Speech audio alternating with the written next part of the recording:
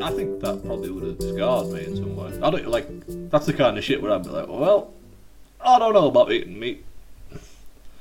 Well, I mean, even seeing that shit on films is bad enough. Content warning: self-harm, blood, gore, and overall rather disgusting. If these things are not to your liking, skip to 5 minutes and 37 seconds in. Well, that's the strangest thing, though. Around that same age, I don't know if it was before or after, I had an accident with the front door window. I tripped and I fell through the glass. It cut open my wrist, something fierce. That's like, fucking thick glass as well. It thick glass, not like a window, but like proper front door glass. Oh shit, man! The old school coloured with the weird decorations kind. Yeah, and it was like half an inch away from my artery as well. And it gave me a scar about 1 inch across and about half an inch wide. Lots of stitches, and that stuff, aside from literal scars, that figuratively scarred me. So every time I see something with slitting of wrists on TV or in movies, I don't wig out. I don't go like, oh no, turn it off. I do get really uneasy though. I get really squeamish about it. Well, I've had no trauma at all to do with my wrists, and I feel exactly like I can't. If someone is like, if there's like wrist cutting or something on the screen, I cannot look at it. Like, so it might just not be me. That's very good to hear. Oh, I'm properly like, oh, it's the one thing that really, really upsets me if it's ever in a film or anything. Like, have you seen Scum? Yeah. Yeah, like that bit in Scum where that happens. Like, oh man, I always. Like, my wrists start tingling when shit like that comes on the screen, and like I have to like tuck my arms into my sides and be like, ugh, like, oh, I hate it. I fucking hate it. It's in a lot of films as well. That's the problem. I really like a lot of films that I watch. I really like horror and slashes and stuff like that. But the moment that happens, I knew there was one in particular I was trying to think of, and it's Event Horizon. I still have to watch that because you keep referencing that.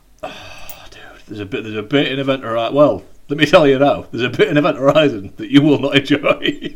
You want to make this a date? We'll watch Event Horizon soon, and then we'll have a chat about it. I can talk about Event Horizon till the cows come home, and it seems to be quite a polarizing. It's quite a polarizing film as well, I think. So that could be a good one because very much so. For October, I did like one horror movie a day that I'd never seen before. Yeah, man, I saw you doing that, and I was like, I'm going to do the same thing. And I watched one, and I was like, I can't commit to this. I must admit, the last 3 days, I kind of let that slip because Mario Odyssey had just come out.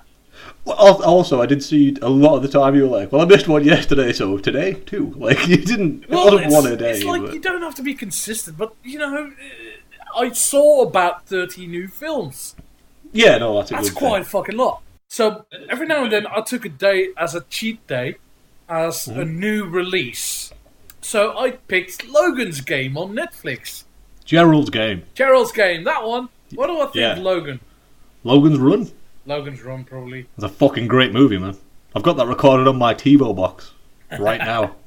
So what's Gerald's Game, and are you familiar with Gerald's Game at all? I watched Gerald's Game on Netflix when it was relatively new uploaded, yeah. So probably around the same time that you did?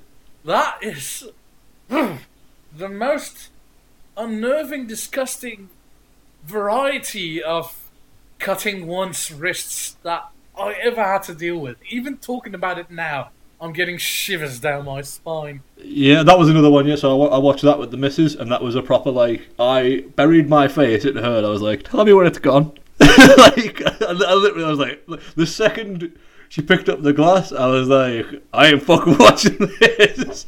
I don't need to see this shit. And it's great. That is, it's a fantastic film, but that moment. Oh shit. Fucking full marks for special effects, though. That being said, dear listener, I do recommend Gerald's Game. just not for the scrimmage amongst us. I recommend Logan's Run. To be honest, I don't know if I do recommend Gerald's game. No? I don't think we can say it's TLDR approved, because I didn't love it really. We're not unanimous on that. I think we can only say TLDR approved about things that we're unanimous on. I completely agree. I'd say. And I don't think we can... It's got the Dutch sticker seal of approval. Yeah, it was okay. It lost me at the end, I won't lie. It lost me in the bit where she went into the courtroom and I was like, oh. What the fuck, yeah, what the hell was all that about? Oh, I don't know. Apparently it makes more sense in the book, but, you know... I can believe that, I suppose. In the book there are no Dutch people, so yeah. Wait, were the Dutch people in the film? He's a Dutch actor. Oh, was he Dutch, was he? He was in some of the film. He was in Adam's Family. Actor, he's fucking Lurch! He's Lurch! Shit, that was right. I remember looking him up at the time, because me and Chloe were like, he looks familiar. He's the attendant of Deanna Troy's mother in Star Trek The Next Generation. Oh! So when she appears, she I remember has a it. giant, bald, a huge manservant. Really? That's him? Fuck! I only know this because he's Dutch, and I'm like, oh, hey, a Dutch This is like your second most famous actor behind Rutger Hauer. He's the second most famous guy ever come out of Holland, apart from Rutger Hauer. Oh, and Paul Him Verhoeven. and then fucking Lurch from then something, and then just a load of footballers. You have to give me Paul. Oh shit! I always forget he's for some reason I always think he's Danish. Okay, let me just get some beer and we'll talk about Paul Verhoeven because I love it. Okay, me too. Oh my ass! Let's all go to the lobby. Let's all go to the lobby. Let's all go to the lobby. Get ourselves some snacks. I was sitting on the floor, therefore my arse hurt. Why were you sitting on the floor? I usually sit on the sofa or on the chair with my laptop on my lap. Oh, microphone, yeah. And that's a very audible spike in the audio. A little behind the scenes for TLDR for you there. Seeing just how low rent this all is. Hey, you've got to start somewhere. That being said, I've actually got video editing software now. Because during the latter days of December, Humble Bundle had a Sony bundle, but not for games, but for software. Nice. And there's a Dutch colloquialism that goes like, sometimes if you don't make certain financial decisions, you are a thief of your own wallet. Because if there's something as Dutch people are, it's skint. Is that not like just a really roundabout way of the English colloquialism of, I can't afford not to in this economy? Yes, but of course, me being a Dutch person, I think of the Dutch version first. Sorry. I suppose you do. Can't help which is what I thought of when I saw that the Steam Link and Steam Controller bundled together were 95% off on the Steam sale. No, you can't. You fucking can't. I mean, mate, I never even wanted a Steam controller. I kind of wanted a Steam Link just to see. I never even wanted a Steam controller, but I was like, man, do I look like I was born yesterday? Shit! I would have bought that as well, but I've got Xbox controller that works on my laptop. That's about like with a laptop. I guess you can put that in the living room. I'll do anything. Whereas, I mean, I'll do anything I prefer. I'll do anything I like. Anyway, I bought Sony Vegas Pro alongside several other software things that I've yet to figure out what they all do. So I've got professional video editing software. Lovely stuff. And I've already made a video with it, and it's probably going to be uploaded probably tomorrow afternoon. It's a bit piece about The Last Jedi. Oh wait, is that tomorrow as we are talking now, or tomorrow when this goes live? Tomorrow as we're talking now. So it's going to be online by the time January. This goes on. It's a bit piece about The Last Jedi because I wanted to talk about something about it, but not about the film in general. Okay. Did you see that? I didn't know if we were going to touch on that during this, the whole Last Jedi thing. Oh, we can do, if you want. We've got to talk about Paul Verhoeven, but he'll just be further away then. Did you see the one about the people that snuck into a movie theatre, filmed the thing on their camcorder, and made a 45-minute edit of Star Wars The Last Jedi? I saw a headline this morning, yeah. And we said we try not to make this dated or, contemporary by mentioning things like this, but if you go out of your way to video a movie in a cinema and make a 45-minute video edit of it, that's sad. Yeah, there's no other word for it. Like, it is pathetic, innit? That's just sad. You can dislike anything you want, but you actually go through the effort. And I edit like 10 to 15 minute videos, so I know how much effort can go into that. But if you actually go through so much work for such meager results, oh my god. I haven't seen The Last Jedi. Haven't you? But, nah. Oh. But from what I've read, I don't imagine that a 45-minute cut of that film with all females removed would make any semblance of sense. Of course it wouldn't. Aren't there several very... I mean, I know this is the point, but, like, that ceases to be a film at that point, doesn't it? Of course. There's no... Like, how is there a narrative? How is there a story? There's pivotal scenes there that are lost forever. I watched The Room recently. Like, I think that probably makes more sense. The actual Room. Yeah, not The Disaster Artist, The Room. And I imagine that makes more sense. I never could be bothered to watch that because I heard it's a bad movie. I'm like, well, I don't always need to watch a bad movie. Let me tell you, right? Because me and the missus have wanted to watch The Disaster Artist and stuff, right? And we've, obviously we've heard of The Room before. It's infamous, and we've always both kind of meant to watch it, but we're like, because there's those films that are terrible, and it's like, oh, they're so bad, they're good though. But then you sit down to watch it, and sometimes it is just a chore. Yeah.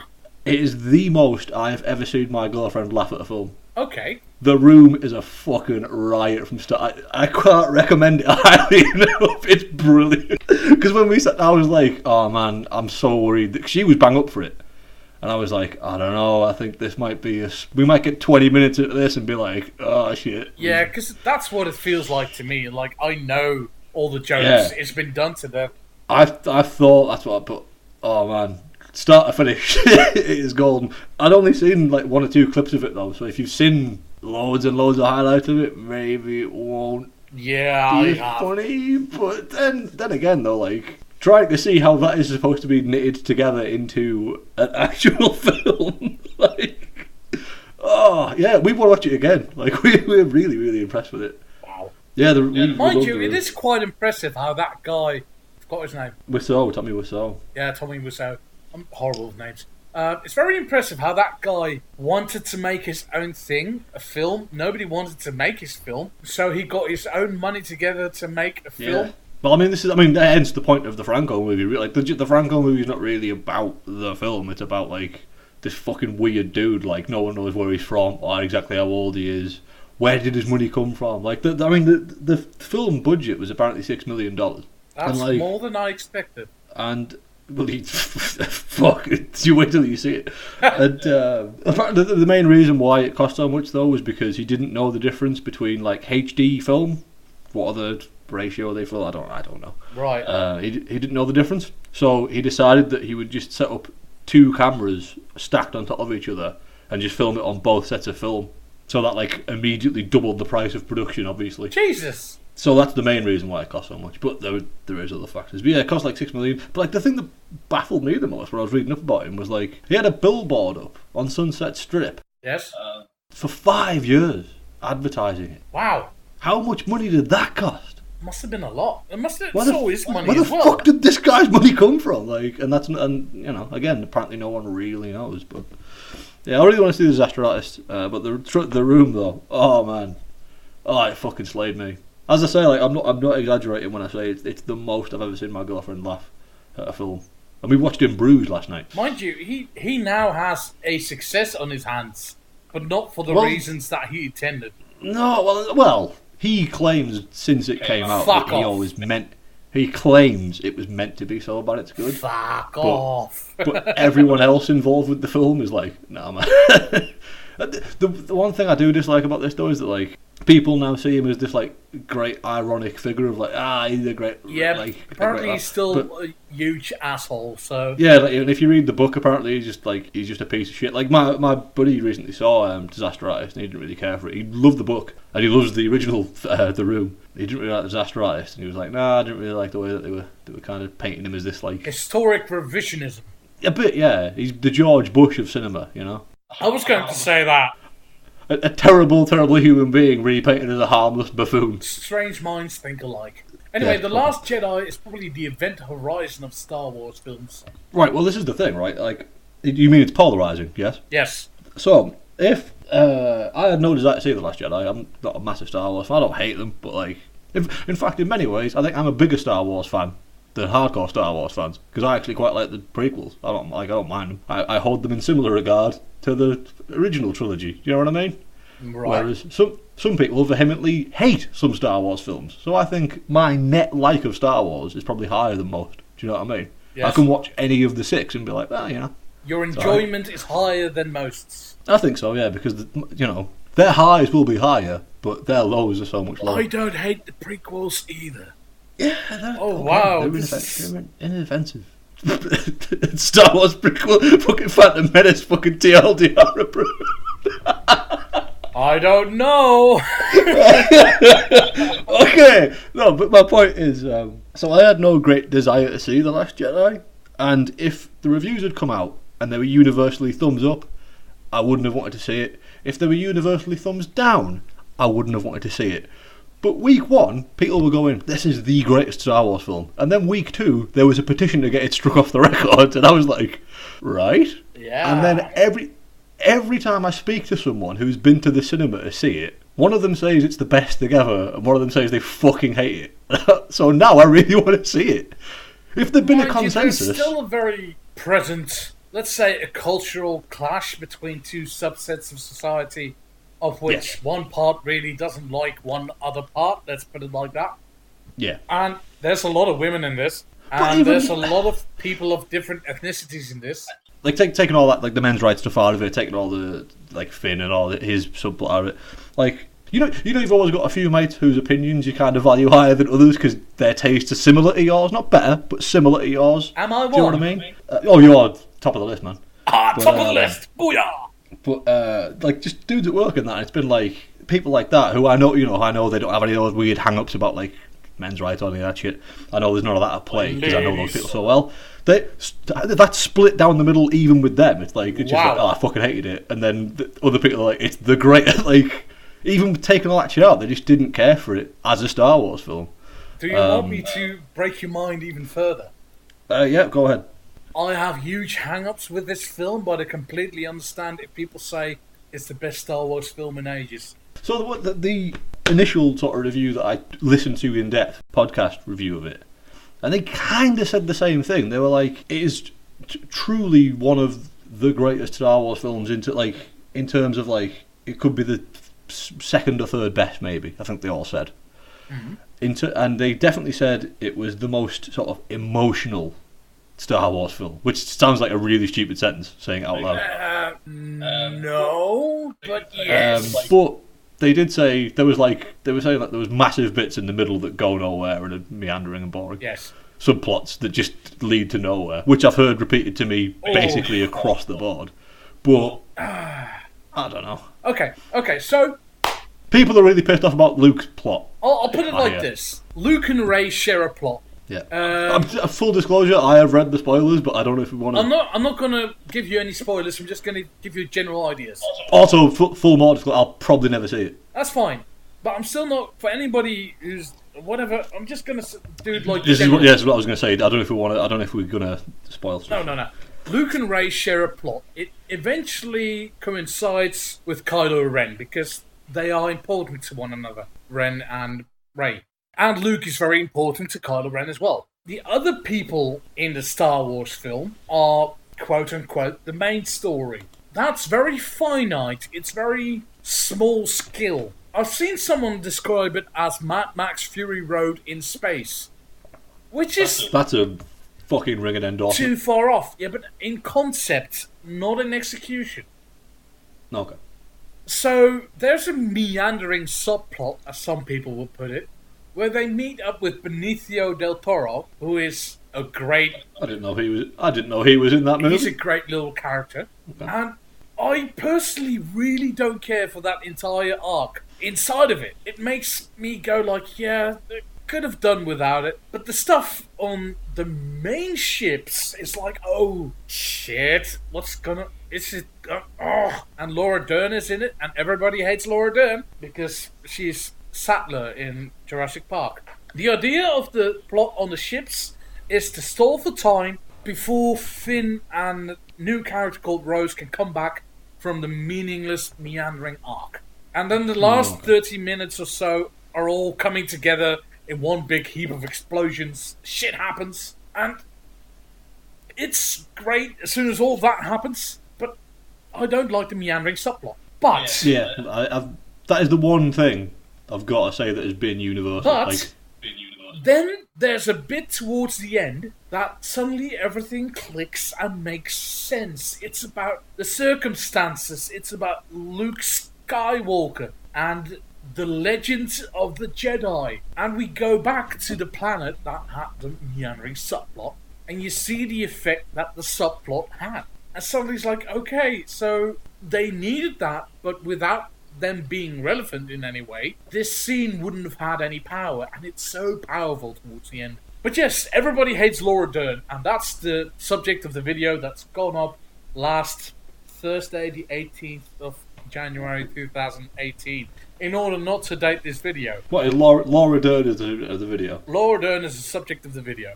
Great. Everybody hates her great. because she's got purple hair, dresses like Leia in episode 4, and she's a big meanie towards the main character, Poe Dameron. The main thing that has confused me about the whole film, in terms of like the backlash, the outrage, because like as much as it's fucking idiotic, I understand why the men's rights activists are upset about it. Do you know what I mean? Like, I don't agree with them. I think they're morons. They should grow up.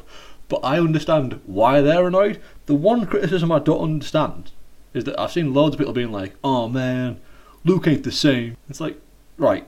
It's been fucking decades. It'd be pretty shite if Luke was this, like, what, he hasn't progressed at all.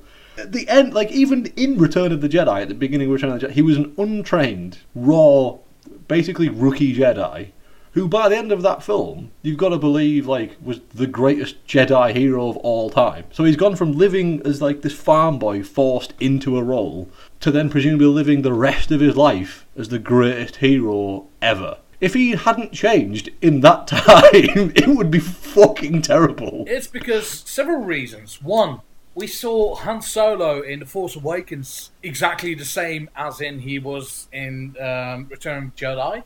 Fits more Han Solo. It was a plot point. They said he had literally regressed into his old self. And... Who, Han? Han Solo. I mean, that fits for Han though. Like, Han, by his nature, is a bit of a dickhead. Yeah, well, he seems like a real midlife crisis kind of guy. It seems like he would try and recapture his youth. Luke, less so. That's another thing. We've had, 30, 40 years of other continuities, so there must have been so many fans watching or reading comics, watching films. I guess. So they all have their own idea of playing this video game, because there's another video game where Luke is the Master Jedi, and none of them had him end up as Luke Skywalker, the guy who was just fucking sick of it all. I suppose. I mean, but like, I agree, it's been so many years, and you should have just, ignored all of the rest and be like, it makes perfect sense for him to be here at this point of his life. Like, from what I've read about it, it seems like a pretty good take. I liked the sound of it. But admittedly... Great actor, great role. He fucking blows the entire film out of the water. The last 10 minutes he's in, great. So great. So two things about Mark Hamill. First of all, I think one of the things that's really added fuel to the fire for the babies complaining about it is he himself, Mark Hamill, was quite vocal about how he didn't like the direction of the character.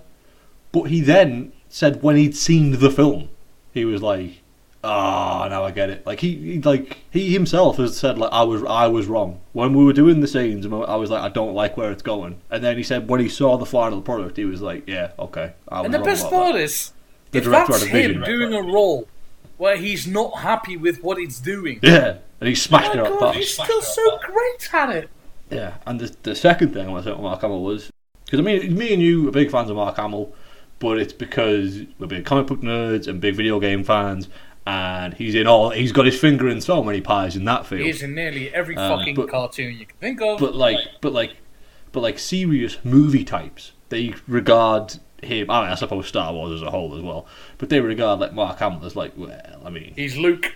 Really, he kind of sucked. Like, there's no wonder Harrison Ford became, like, the real star. And on Truth in Movies, they were saying, like, actually, having seen him in The Last Jedi, it now feels like there's a missed period in Hollywood where he should have been a great leading man for, like, 30 or 40 years. Definitely. And, like, people just didn't hire him because they were like, nah, we love Harrison Ford, are you but serious? look at the last couple of years, and don't tell me he hasn't been phoning some of those in. I mean, tell me, you haven't seen that. I was going to say, you tell me that Indiana Jones and the Crystal Skull is any different from Han Solo in The Force Awakens, but you haven't seen the Crystal Skull. I don't like Han Solo as a character either. I like Harrison Ford for playing him. I think he plays that character really well. I hate Han Solo though. You know, Han Solo's like the most popular Star Wars character. Fucking hate Han Solo. I thought Boba Fett was the most popular Star Wars character. Well, Boba Fett is the only character I hate more than Han Solo. Haha, very good. No, it's true. Seriously, he is. He honestly is. I'm not lying. Because the reason I hate Boba Fett the most is because he's in about 4 scenes, and he's got this fucking like legions of like they're making his own. If Boba Fett gets his own film, right, I want Bosk to have his own film. Yeah. Boba Fett's entire species got made into a warrior species because he looked so cool. I want, you know that fish man that flies the Falcon with fucking Lando, and he goes ha ha ha ha ha ha ha. I want him to get a spin-off film. He's he's still alive in The Last Jedi. I think he was in not Battlefront 2, but in like Battlefront 1. I think he was a playable character. I think he was a playable character in Battlefront 1. That's fucking amazing. He is my favourite Star Wars character. There's that bit where he's like, the bit where it's the fucking laugh. It's amazing. For as much as I say about I don't really like Star Wars. I'm a big Star Wars fan and stuff. Boba Fett. Not TLDR approved. For as much as I say I don't like Star Wars, I'm not a big Star Wars fan. That universe and that world and those characters, oh man, I don't think there is a better vibrant universe that pops anywhere else in cinema or well-crafted universe. It's incredible. Like it's up. Like this is going to sound like the most bollocks hyperbole ever, but I stand by it. I think it's up there with like Tolkien in terms of like the scope of it and like the amount of races. Like I just think it's amazing. I think it's up there with Tolkien. I think it's only because Tolkien spent so much time in his books writing for paragraphs on end like this about is the local culture. Well, again, I don't really like Lord of the Rings, but the world he built, the thing was though, Tolkien fucking the sacrifices he made to world building ruined the rest of the book for me. The only thing that's comparable to it is George R.R. Martin describing a meal. I'll defer to your knowledge in this case. 7 pages of, and there was this kind of pie, and that kind of pie, and then the next course came, and then there was cake, and then there was wine, and also, by the way, this character on the other side of the world, they're dead now. End of chapter. Terrible. Absolutely fucking terrible. We haven't mentioned them in 7 pages, but also they're dead. Oh, great. Thanks, George. That was very nice of you, George. Finish the book. Finish the fucking book, George. No wonder it's taken you 16 years since your last novel, George. You want to spend less time on the convention circuit and more time writing. Well, that makes sense. Mind you, there's a lot of people that are saying, he's going to be dead before Game of Thrones finishes. I'm like, that's fucking rude. Do you know who really fucking hates it when people say that? George R.R. Martin. Yeah, he fucking hates it. But it is a worry. No, of course not. It's hard for me. I don't watch the TV show, and I've got to try and avoid all them spoilers. Come on, chop. It must be. It must be fucking horrible for you because it's like, I can't believe that X and X did X, and you'll be like, that's not in the books. Well, so I watched the first 3 seasons, and then it started to diverge, like totally. Like I'm not one of these weird people. I used to be when I was younger. I'm not one of these weird people who, like, if it doesn't marry up to the source material, I can't enjoy it. I've learned to enjoy things independently. Right, yeah. But the Game of Thrones TV show, like, veers so far left. Like, terms of, like, yeah, I think it's so apparently there's a bit in about season 4 where Jaime Lannister and Bronn, the sellsword, brilliantly played by Jerome Flynn. Yes. Great to see him back on screens after his 1990s heyday. Although he's decidedly less handsome than he used to be. You can't help that. apparently they like piss off to Dawn for a bit, and they're kind of palling around. Like Jamie's all got no time for him because Bron's being a charismatic rogue. The idea of Jamie Lannister and Bronn interacting at all in the books is laughable. Like he just wouldn't. Jamie would just be like, "Nah, I ain't going anywhere with you. Get out." And then I heard that they have this whole subplot where they go off together, and I was like, really? They never even hold a conversation in the book. Stuff like that. Like, I don't mind plots changing or characters being amalgamated, but two characters that never even interact, and the thought of them interacting, it seems out of the ordinary. They then team up and go off somewhere. If I'm not mistaken... Right? George Flynn, what was his name, you said? Jerome Flynn. Jerome Flynn. He used to be married to the actress that plays Cersei. Really? Did he? Yes. Lena Headey. And they had such a fucking fallout that their contract stipulates they don't have to share scenes. Wow. So it might just be partially because of that they end up together, Bronn and Jamie. That's crazy. Because there's a scene where a lot of people converge in the last season that was on TV in a singular place. Right. And the moment everybody's there, Bronn says to someone else, I think it's Podrick, he's like, hey, you want to fuck off and let everybody else act out the scene. Not literally, I think it's something about to do with a bar. But, Yep, he takes a secondary and tertiary character and they just go away. And then Cersei comes in the scene and she's like, I am Cersei Lannister. Okay. So in the TV show, at any point, does Bronn become like a lord? He wants to be. Does he not marry one of the Stokeworths and then like essentially trick them all and become Lord Bronn? I've no idea. No, probably not. Right, because this is the thing, is in the books, right? After him and Tyrion split, yes, you never get another chapter with Bronn in. You just get passing mentions of it. So why did that not happen? Like if there was this thing knew they had such a catch. Well, this is the thing. At this point, did they just go, "No, we need to keep him on screen. Fuck it," because everybody fucking loves him. He's like my favourite character. to be honest. Fuck. So why have him go to Dawn with Jamie? What the fuck? I mean, maybe it was to like, oh well, we'd have to build a new set and it cost loads of. I guess it would have been expensive to. They had a set in Dawn anyway. I think it's the most egregious instance, but it's only one. There was just too much stuff like that where I was like, all right, if there'd been a couple of differences, I could live with this, but I don't know. This is getting too far left field for me now. Maybe by the time it all dovetails back in, it'll make sense. Especially if the theories about people reckon George is waiting for the TV show to finish just so he knows how it ends.